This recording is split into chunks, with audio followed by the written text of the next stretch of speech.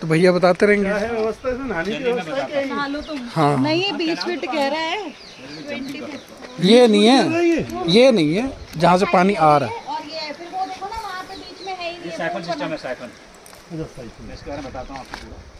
ये जो कैनाल है 1856 बनी हुई है, 1856 की।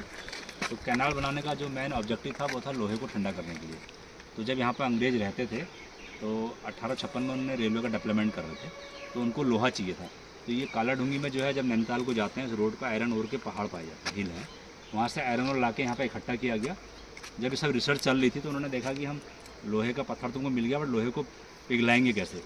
तो यहाँ पे जंगल था तो जलाने की लकड़ी मिल गई इनको। अब उन्होंने कहा हम लोहे को पिघला तो लेंगे, लोहा तैयार भी कर लेंगे, लेकिन लोहे को कलेक्ट कैसे करेंगे। तो उसके लिए उनको यहाँ पर बौर नदी मिली, नदी है यहाँ पर, ये बौर नदी से पानी आ रहा है, तो उसको बोलते हैं बौर कैनाल। तो इस कैनाल को बनाने का मेन ऑब्जेक्टिव था लोहे को ठंडा करने के लिए, इसलिए ये कैनाल बनाई थी। अभी जो है वर्तमान में ये जो है ये आपका जा रही है सिंचाई के लिए।